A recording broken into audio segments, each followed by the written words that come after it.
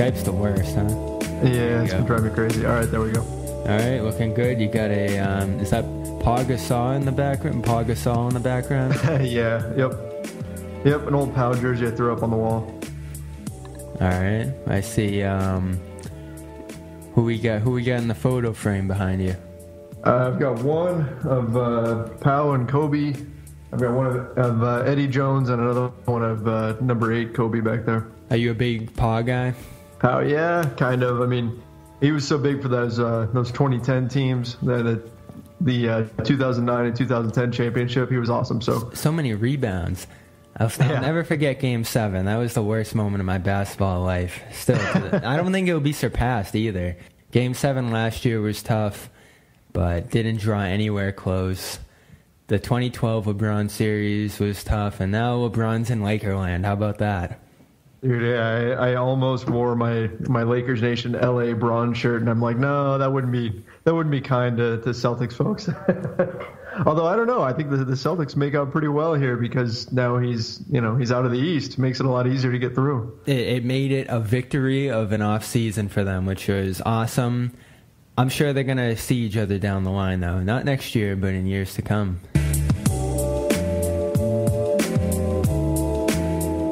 Welcome to Celtics Blog Podcast number 47. As I promised on the last one, number 46, we were talking to Ben Rohrbach about the Celtics. Today it's all Lakers. Lakers Celtics is back, or is it? We'll discuss that today with a writer for Lakers Nation, one of the lead writers over there. It is Trevor Lane. Welcome, Trevor. How you doing? Good, man. How are you doing? Thanks for having me on. Oh, it's a pleasure. I'm ready for a new era of Lakers Celtics. We were just talking about Game 7, 2010.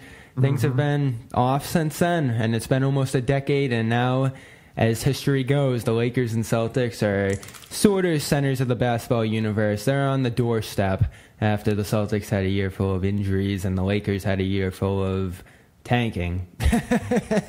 And now LeBron James arrives there, and we'll discuss, was it even a win of an offseason in signing LeBron James? The fact that that's even up for discussion seems insane, but I was having the conversation on the Twitter line earlier. First, I want to talk to you about Jayson Tatum.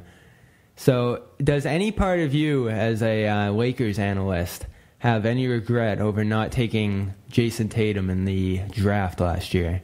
Over not taking him, I mean, it's hindsight's 2020. He's certainly had a good rookie season, and I appreciate what he's done. I think a lot of people look at Lonzo and they think, oh, Lonzo didn't have as good of a season as Tatum. No, he didn't. But you can still understand the thought process behind selecting Lonzo. There was one guy, one NBA draft analyst, that was Sam Vecini, who was telling me over and over again, the Lakers need to take Tatum. They need to take Tatum. He's the guy. I would take him number 1.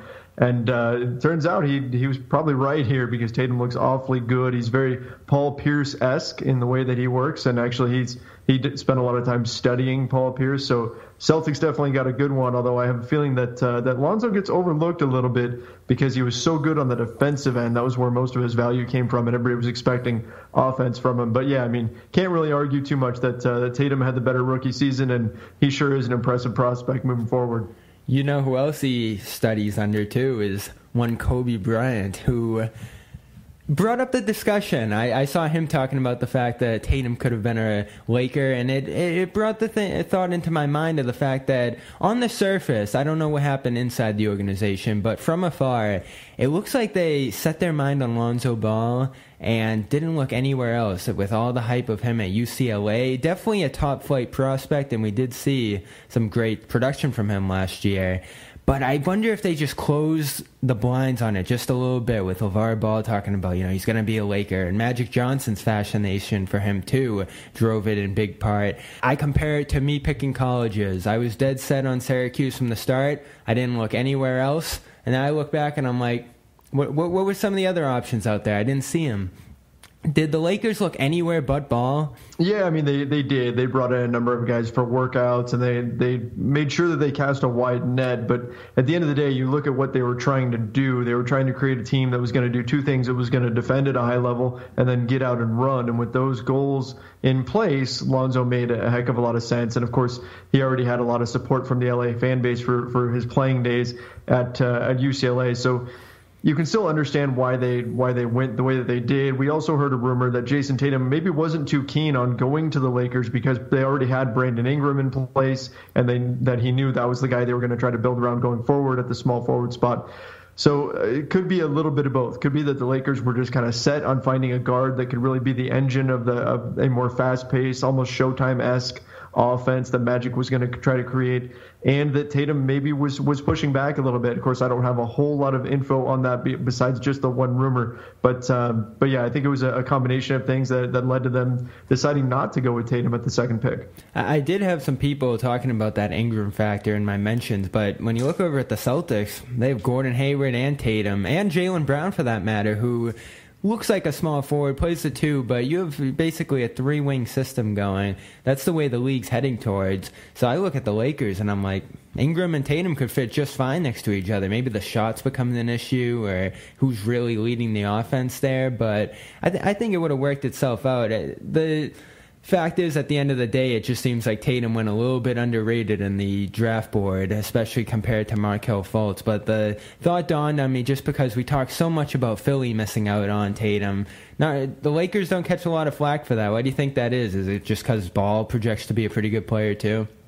Yeah, I mean, I think it's a lot of it is that everybody can understand the thought process behind selecting Lonzo Ball and what the goal was. I mean, for most out there, he was the guy to take at number 2. There wasn't a whole lot of debate there. There were a few, like I said, Sam Vecini was one who said they should take Tatum, but it seemed like he was the commonly accepted pick. I mean, if you look back at any draft, you can find guys who should have gone higher than they actually did. I mean, Tatum obviously had a great season. I think a lot of it is people underestimated his athleticism, and they didn't realize how good of a tough shot maker he was going to be. He hits a number of these mid-range jumpers where he's fading away or in a turnaround, and you wouldn't expect a rookie to be able to hit shots like that, and yet he drains them. So I think there's that factor as well. Can he really continue to do that at the NBA level? Maybe there was some skepticism, but he certainly proved the doubters wrong. So what's cooking up over at Lakers Nation right now? We like to check in on Celtics blog here on the podcast, but as an SB Nation cousin, we might as well see what's going on over there too. Yeah, over at Lakers Nation, we are doing all sorts of Lakers-related stuff. Obviously, we've been talking a bit about what's going on with LeBron. Today, he made his first public comments about being a Los Angeles Laker and how it's a dream come true, and he's going to have a few interviews coming up here as well, and we're going to expect to see his official press announcement. His presser is going to be coming up within these next few days. So that's going to be happening. So that's obviously really exciting. A lot of Lakers fans right now are pretty worried about the Lakers center position. So there's been a lot of discussion on that. Okay, so we've had a number of different articles and pieces about what's going on with JaVale McGee and Ivica Zubac and Mo Wagner running the center spot for the Lakers, and just kind of what their overall strategy is. That's actually something I wrote about for LakersNation.com just the other day, and I think it's going to get published on Monday, which is tomorrow. We're recording this Sunday night. That's basically the career JaVale McGee. What's going on with JaVale McGee? That is it. That is it. So over at Celtics blog, we're talking, of course, about Kobe and Tatum linking up for a workout.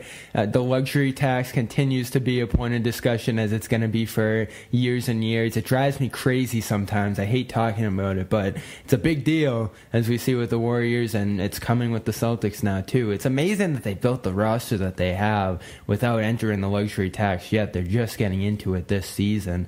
And then, of course, Kyrie Irving's recovery, how that's going, him at being a USA camp, talking about he's going to be fine for training camp, so we'll take him at his word for now. There could be, down the line, one of these years, maybe not this year, but in the next few years, that Kyrie, LeBron face-off that we didn't get last year because of an injury. Now it's going to be based on Lakers and Celtics. Is that the new storyline of Lakers-Celtics, that Irving-LeBron rivalry that they both love to downplay, but we love to hype up big time? Oh, yeah. I mean, I hope he stays with the Celtics because we had one of your guys, Keith Smith, on our show a little over a week ago, and he was talking all about it. I agree completely. The league is just more fun when it's Lakers versus Celtics.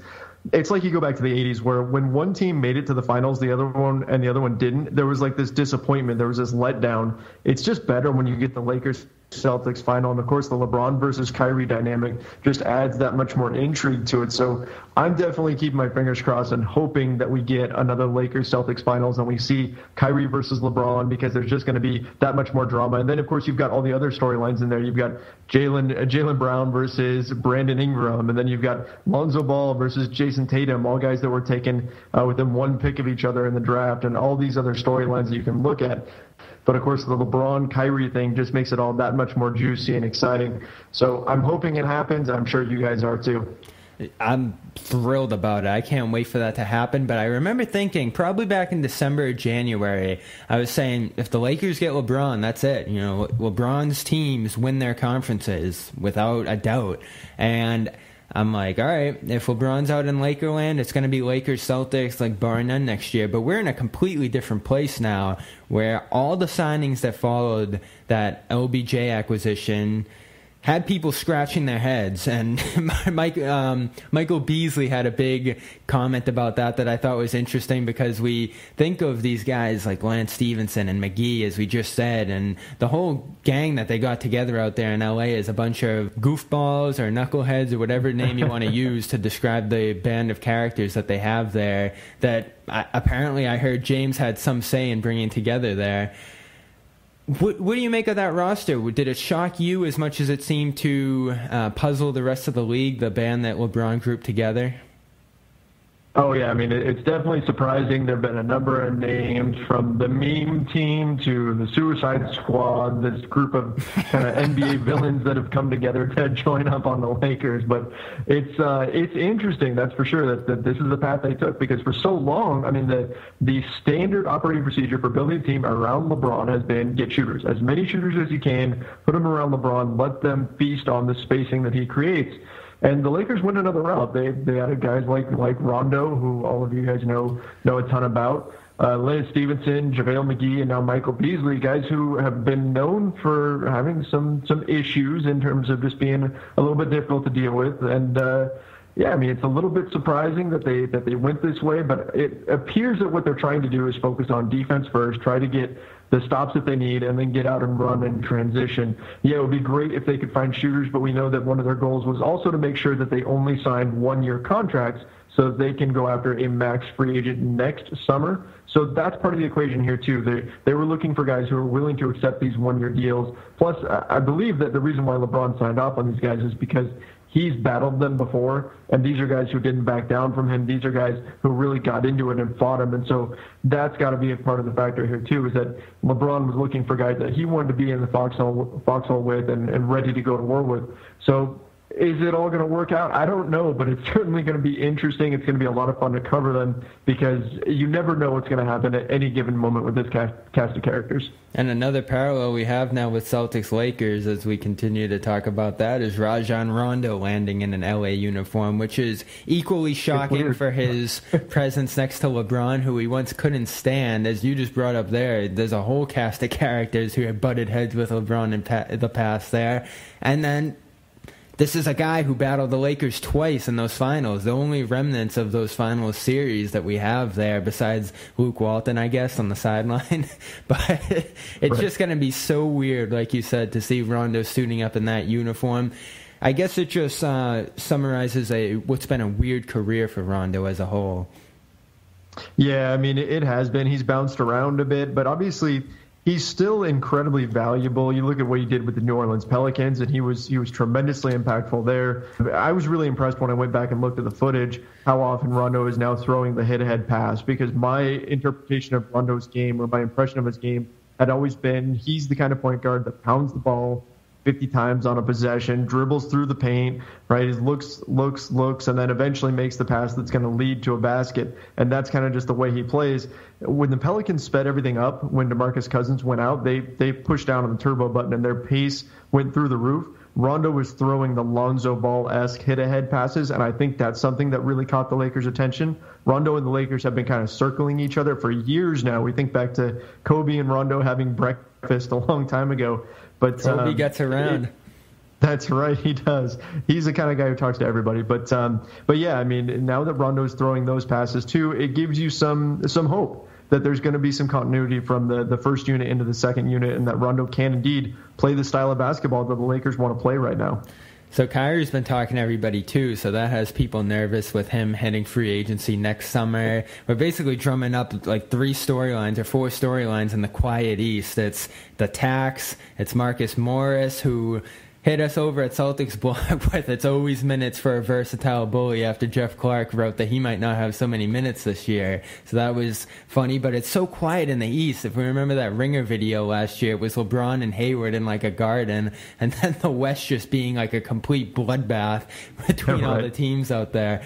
And Stan Van Gundy was on the Le Batard show about a week ago, and they were asking him, how many wins are the Lakers going to have? And he had some nice things to say about the roster, but then he's like, 45 wins, which might be reasonable, but then you look at the standings from last year, and 45 wins doesn't get you in the playoffs in last year's Western 47. Conference.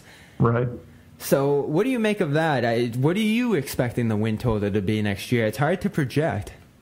It is. It's really difficult, and the West is such a dogfight. You look at, I mean, obviously the Houston Rockets will be there, although I think they took a little bit of a step back this season when they lost Ariza and Mbamute. Melo isn't doing it for you. No. I mean, hey, you know what? Melo's fine on the offensive end, but the Rockets didn't have problems there. I mean, I don't think Melo can come anywhere close to Ariza or Mbamute in terms of switchability, which was so key for their defense. So I think they may have taken a little bit of a step back. But still, Rockets and the Warriors obviously are the top 2. And then after that, it's really anyone's guess who's going to fall where. I could see the Lakers landing at the 3rd seed. I could see them dropping all the way down to say, the 8th seed. I'm predicting maybe 50-ish wins for the Lakers, and maybe that's optimistic. We'll see. I think a lot of people aren't factoring in the loss of Julius Randle. Yeah, you're replacing him with LeBron James, which is wonderful. Obviously, that's a trade you make every day of the week. But still, losing Julius Randle, who was arguably their best player last season, that diminishes the young core to some extent. But if Brandon Ingram and Josh Hart and Kyle Kuzma and Lonzo Ball, if all those guys can step up, then I think they're going to be right there in that mix of the teams that sit just below the Rockets and the Warriors. We'll see how it all comes together, though. I mean, you can never just assume that a season's going to go out the way you think it's going to. I mean, we unfortunately remember the 2012 Dwight Howard, Steve Nash Lakers and how that turned out. So I'm definitely not just assuming that everything's going to go swimmingly for them. I would assume that there's going to be bumps along the way and things that they're going to have to deal with, and that's going to be up to Luke Walton to kind of navigate those choppy waters. It's going to be choppy for sure. It's going to be the most intriguing team in the NBA without a doubt next year, even if they're in that middle territory. But I'm just so excited to see it beyond the paper. The paper looks so weird. The product's going to be a lot more fascinating.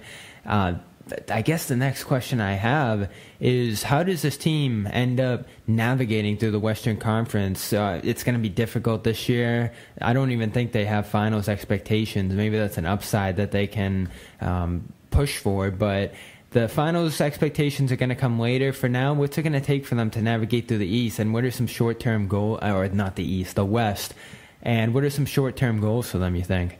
Well, I'd feel a lot better if they were navigating through the East, but they are not. The short-term goals obviously are just to come together and hopefully see growth from the young guys, and then see the team win some basketball games. I mean, they should make the playoffs and make some noise there, and hopefully they can take some of these veteran pieces that they've added and be able to rise all ships. You know, I mean, this is something where they're hoping that they can bring everybody up together and get through at least the first round, maybe even the second round of the playoffs. Anything after that is gravy in the difficult Western Conference. But I think one thing that's not being talked about enough is you look at all these one-year contracts that they've signed, and I think they've become a team to watch at the trade deadline.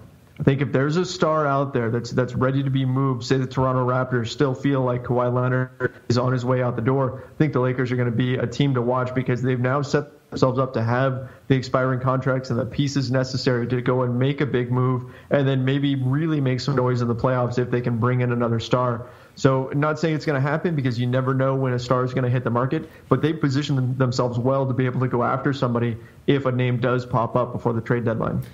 Lakers have a problem with that number 2 spot right now, and it's very interesting you talked about Randle. That brought a thought into my head. But first, another problem that a lot of people run into is hair loss, and luckily there's an easier solution to that. You don't have to wait until the trade deadline to get a solution for hair loss. Hims is the way to go, you know. People talk a lot about LeBron's hairline. Not the worst thing I've ever seen in the world. The worst is I see people with the hair on the edges and the top's completely flat. It's just not a good look. So you don't even want to get to that point. With Hims, you basically are more proactive with the issue. Before it even starts, you start to attack it, because 66% of men lose their hair by 35, and when you see that hairline start creeping back, it's already too late. So what do? You go to 4hims.com, because it's your one-stop shop for hair loss, skincare, and men's wellness products. They have the well-known generic equivalents to name-brand prescriptions, and what they're going to do is help you keep your hair. It's not the oil pills or the gas station supplements. You're getting prescription solutions that are backed by science. So the worst thing you can do in the world is go to that waiting room. It's just a terrible place to be, especially for a personal issue like that can cause some embarrassment. You can do this all from your home, and real doctors review and prescribe you products that get shipped directly to your door. So that's the awesome part about Hims. But even better, our listeners are going to get a trial month of Hims for just $5 today while supplies last. So see the website for details, because this could cost you hundreds if you went to a doctor or a pharmacy. Go to 4hims.com/CB, forhims.com/CB for the $5 offer.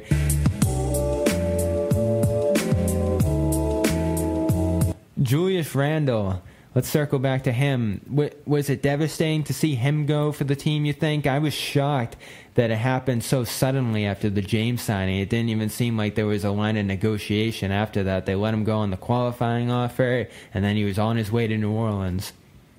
Absolutely. It was extremely surprising, and then when that New Orleans offer came in and it was $18 million over 2 years, it was just like it was a gut punch for a lot of Lakers fans, because we've been hearing for so long that, hey, Randle's going to command probably between 15 to 18 million per season. So then to see him go for just $9 million per year, of course, the second year is a player option, so he may end up opting out of that. In fact, if he has a solid season, he almost certainly will, because there's going to be more cap room available on the market in 2019. But still, it was shocking, especially given the Lakers' center position. You look at where they're at right now and how often they're going to play small ball, and Julius Randle is a very good small ball center. But from what we understand, he had some issues with what the Lakers had told him about how he was going to be used this next season, some changes in his role, and so he asked to be released. And, of course, we have to consider the Aaron Mintz factor, and that is Randle's agent. And he's obviously not on great terms with the Lakers, because this is a guy who also represents D'Angelo Russell as well as Paul George and now Julius Randle. So 3 players in a row that have had their run-ins with the Lakers. Obviously, things didn't go the way that the Lakers had hoped they would with them. So there's something going on there. What it is, we don't exactly know. It's regrettable what's going on with Julius Randle. I think he's going to have a great season with New Orleans. I was really hoping he was going to stick around, but it is what it is. So all you can do really is just wish him the best, and hopefully he continues to have a stellar career and grow as a player. And meanwhile, hopefully the Lakers will be able to incorporate some new pieces and move on. It felt a lot like the Smart situation, to be honest. 2 players who went back-to-back, beloved by their fan bases, gritty defenders who I think grew a lot in 2 specific areas. Smart as a passer, there were concerns about that with him coming out of college. Randle's defense was a concern early on, and he made leaps and bounds in that area from people I talked to. And he probably could have figured in pretty well with this year's team, especially when you talk about those center issues. So it's just that seemed to be one of the long-term gripes that came out of this offseason for them. Even though they are trying to clear salary, and it probably helps in that regard for next summer, he's probably one of the pieces you wanted to build with going forward. Oh, absolutely. I mean, he would have been a very, very nice as a small ball center. I mean, think about it. If you are a defender on any team in the NBA and the Lakers are on a fast break, and on one wing you have Julius Randle and on the other it's LeBron James, that's scary. Obviously, that second-year player option was an issue for the Lakers. It was something they weren't really willing to offer him because of their desire to go after a max free agent in 2019.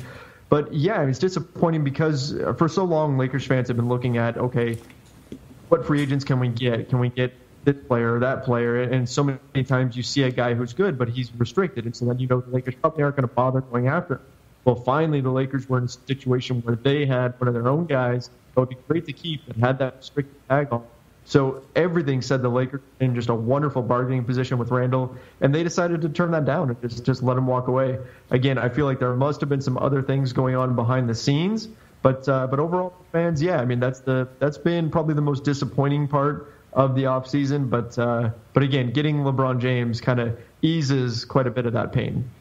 And there were so many bumbles moving up to the LeBron signing. It's even shocking that they walked their way into him with how the Russell situation went, as you said, and the Luol Deng signing, and just so many of the missteps that they had through the years, through the end of Kobe's tenure, the 2012 team, as you mentioned.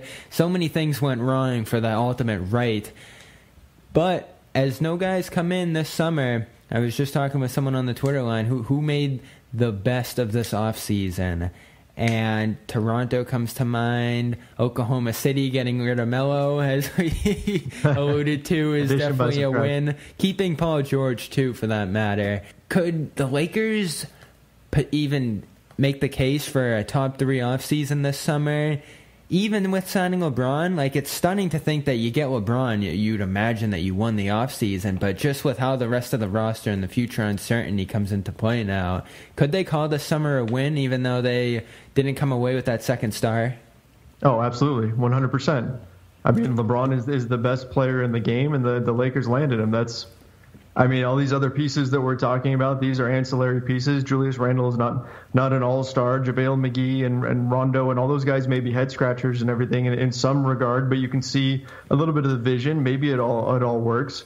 They're not the consensus picks, but bottom line, the Lakers landed LeBron, and that's what matters the most. I mean, even if you look at not just on the floor, but financially off the floor, you look at how much money, how much revenue he generates for the team. I mean, in addition to that, it's also a sign that the Lakers are back. I mean, this is a team that's been struggling for years and has been chasing those stars for so long. And Magic Johnson was brought in order to close some of these guys and bring in these stars. And that's what he did. He landed the free agent of this summer. And I think that's landing LeBron is such a big win that the other issues that people have they're kind of getting overblown. I mean, you can't forget they got the best basketball player on the planet to come to LA to a young team, a rebuilding team. That's a massive win. So I still, regardless of what Toronto did and Oklahoma City and all of them, I still think the Lakers, maybe I'm biased, but I still think the Lakers win this offseason pretty handily. I'll tell you my biggest gripe. Getting rid of Tyler Ennis. He could have been part of the next great LeBron team. Syracuse star from a couple years ago, and he's gone. Just like that after all he did for LA. You know what? A lot of Lakers fans were not too sad to see Tyler Ennis go. I mean, nice guy, no problems with Tyler Ennis whatsoever. But he was frustrating for a lot of fans. I saw the Twitter comments during games and things, and there was quite a bit of frustration when he was in the game for the Lakers. So yeah, Tyler Ennis wasn't held in high regard amongst Lakers fans. But again, great guy, and hopefully he lands somewhere, and we'll wish him the best. Between Dion Waiters' ankles and Melo, and it's just not a good summer for Syracuse and the NBA. It's definitely not. Draft picks either. Melo's still in a good spot. He'll be in the playoffs. He's with Houston. It's a decent spot for him. He's hanging out with his buddy Chris Paul. I mean, come on, could be worse. Maybe he pulls a championship out of it if they're fortunate. It's going to be tough for them, though, in that West. And that last year was their chance. It really was. One game from the finals. It's still so hard to believe that's how the Western Conference ended out last year. If Chris Paul hadn't gotten hurt, I think they had a really good shot at it. But he did, and here we are now with the Golden State Warriors again as the champions, and now they've got Boogie Cousins, so it's going to be hard to pick against them moving forward. So let's look ahead at the 4 years of LeBron coming up. Looking at the crystal ball, how many of those next 4 championships will be won by the Celtics? How many by the Lakers? Oh, man. Let's go with... I mean, realistically, like, the Golden State Warriors are still young. They're still a young team. They're not dropping off anytime soon or anything like that. So I would think that most non-Lakers and non-Celtics fans would probably bet 0 and say this Golden State Warriors team is gonna roll. But I think here's what I'll go with. A dream scenario, I guess, would be 2 Lakers and 1 Celtics, and then you've got them tied in the standings as far as championships go. They'd be sitting at 18 apiece. I feel like that would just be poetic moving forward for the 2 teams to be tied in championships, and then they could battle it out forever. Do you see that Golden State core staying together over the next 4 years? And if they do, could you imagine 4 more championships coming in the next 4 years? I think they do. There was a little bit of sniping going on this year. It felt like maybe Kevin Durant wasn't quite part of the team. Like, it was a little bit strange, right? That parade, Curry, right? Well, I mean, the parade, but then also Steph Curry and Klay Thompson basically calling DeMarcus Cousins the third Splash Brother. Like, that was a little bit, like, shouldn't that be KD? Shouldn't that have been Kevin Durant? Shouldn't they have been calling him that a long time ago? Like, was he kind of like sulking in a corner when that happened, going, guys, what about me? The finals MVP, come on. So I don't know. I think they stay together. A lot of Lakers fans are hoping Klay Thompson maybe jumps ship next summer and that he's somebody the Lakers could pick up in 2019. I know Michael Thompson, who's all over the airwaves here in Los Angeles, has consistently said that he thinks Klay's going to stay with the Warriors. And I think that ultimately they've got so much talent together that unless it becomes something where them being so good is becoming a burden, like so many fans around the league are frustrated with them. Like DeMarcus Cousins knew when he went to the Warriors, there was going to be a backlash. There were going to be fans around the league that were upset with that move. And Kevin Durant knew, obviously, there were going to be fans upset with him. Unless that just becomes too much of a burden for them to bear, and then they eventually split up, which I don't see happening. I think they probably end up sticking together. I mean, injuries happen in this sport, and you never know what's going to take place. But it seems like that's a team that's set up really well for at least the next 5 years, probably to be a really, really big problem for the league. The tricky thing about it is that winning cures all, and they are winning and winning and winning, and nothing stops that. And with a fun style, too. Yeah, and there's been no injuries to disrupt it. If you compare it to the Celtics, who, if we look back on the 08 to 13 teams, massive amount of turmoil, Rivers and Rondo going at it, the Garnett and Allen butting heads from day one, and then, of course, Allen's eventual departure. That probably could have been amended by more winning. If they won another one beyond 08, if they continue to keep winning, that group probably could have kept together. When the book gets written on the Warriors, we're probably going to see all the inner turmoil going on there that they just happen to step through because the winning continues.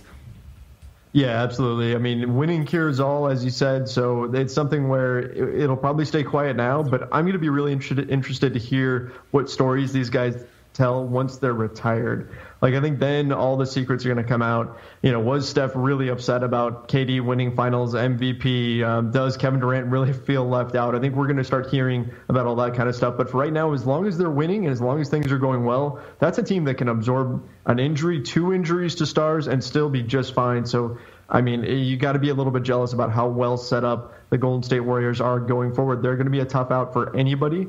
And it's gonna take quite an effort in order to get them out of this championship run here. How do you feel about the Celtics in the East right now? Lots of players coming back, some short-term contract uncertainty that we're talking about like crazy right now because there's not really much else to talk about. What do you envision their short-term future looking like next season? I mean, they look really good. Jaylen Brown really showed up during the playoffs. He was impressive. Of course, Jayson Tatum, you have those 2 wings to build around, plus obviously Kyrie in there. I mean, Al Horford is still producing at a high level. What are your thoughts on Horford? I'd love to hear the barometer because I always take out the barometer and I'm like, all right, what does this guy think of Horford? And I weigh my opinion on them based on that. Are there a lot of people who are down on Al Horford? Is that really a thing? I haven't heard it much, but that's a big thing, is it? It is a thing. Even here in Boston, after it probably was the greatest signing in free Celtics history, and he's had 2 incredible playoff runs for them. There's always the, wow, Horford should have taken a few more shots tonight. And it's not hate. Maybe it's not even underrating him, but there's always that little seed of, why can't we get more from Horford? It's the salary for sure, but it always annoys me. You know what? From watching Pau Gasol for so many years, I feel like there was a little bit of a comparison there where Pau got that sometimes for being a little bit too reserved. But sometimes you need guys like that on your team. You can only have so many alphas, and you need that guy that's going to be in there, that's just going to be that glue guy and is going to do the things that the team needs, the veteran that's going to make the big plays in the playoffs when they need to be made. And I feel like that's Horford. I'm not really going to say anything bad about him because I've always been impressed by him. Sure, he's had some down performances here and there. Maybe he's not quite living up to his salary, but man, I mean that feels like you're really kind of nitpicking if you're upset with Al Horford's performance when you look at all the positive value that the Celtics have in Jayson Tatum and in Jaylen Brown and all these other pieces that they've got. They've got young guys that are on really good cost-controlled contracts that if you overpay Al Horford a little bit, well, you're making up for that with the other guys that are producing at such a high level. So I think in the end, the Celtics are in great shape. The East is wide open now that LeBron is out of there. I know Toronto's licking their chops too. They're hoping to make a run, but I mean, I feel like the Celtics are positioned as well as anyone else to get to the Eastern Conference Finals, especially with Brad Stevens at the helm. He's an incredible coach. And then you've got Kyrie Irving coming back and Gordon Hayward. I mean, you haven't even seen what he can do with this Boston Celtics team. So who knows what that's going to look like. But I think they're in great shape moving forward. We're looking at a season now about a month and a half away. So we're all excited. We'll see when the Lakers and Celtics are facing off. Maybe we'll get a Christmas Day matchup. Probably not, but we'll never know until the schedule drops. That's a good question right there. If you were to pick when the Lakers and Celtics would play this season, where would you schedule that game? Ooh, who would I want on Christmas? Because you'd imagine both of those teams are playing on Christmas. Oh, yeah, I think so. Mm-hmm, but it's probably going to be Lakers-Warriors. I don't think they open the season against each other. Yeah, so I think Christmas is going to be the way to go on that front. For the Celtics, I hope it's not the Knicks. I don't want the Heat, even though it's always good to see Kelly Olynyk. I guess I'll take the Raptors. You're going to go Raptors? Hoping to see the Raptors on Christmas? Yeah, I'm excited about that matchup. I wrote about the fact that Toronto, with all the wings they're assembling now, can at least mimic what Boston's doing lineup-wise, and you could argue that they have the best player in the matchup if Leonard returns to form. So there's some good competition going on there in the East, and maybe a brewing rivalry, because the Sixers aren't doing it for me right now. You mean you don't believe in point guard Ben Simmons and Joel Embiid is not enough for you? As we speak right now, there's a massive battle going on between the 76ers and Celtics Twitter over a T-shirt of Ben Simmons standing at the three-point line, not shooting, and it says "Shoot, coward." So that's what's going on right now as we're talking. The NBA offseason, it doesn't get any better, right? And it is good to pass the time with a guy like Trevor Lane. Thanks for joining the program, and I'm sure we'll talk to you if that Lakers-Celtics finals ever happens. Oh, yeah, absolutely. Let's keep our fingers crossed and hope it does. That's Lakers Nation, Celtics Blog Podcast. We'll see you next week. I'm Bobby Manning. Be sure to check out the podcast on iTunes, Stitcher, and anywhere you get your podcast. Just type in the Banners Broadcast and you'll find us. Give us a subscribe. I'll appreciate it. And we will talk to you next time. Reunion Arena in Dallas, where the Mavs and Lakers are playing tonight, was built in 1980. Now, you couldn't ask for a better facility. It's easily accessible, has all the comforts of a theater, and there isn't a bad seat in the house. But for some reason, there are those who prefer the Boston Garden, mostly those who wear Celtic green. What is so special about the Boston Garden other than the fact that it's 1,000 years old? Let's take a look. First of all, a garden it's not. It's a train station, really. One flight up and you're on the fabled parquet floor. Now, before you get all misty-eyed about the parquet, take a closer look.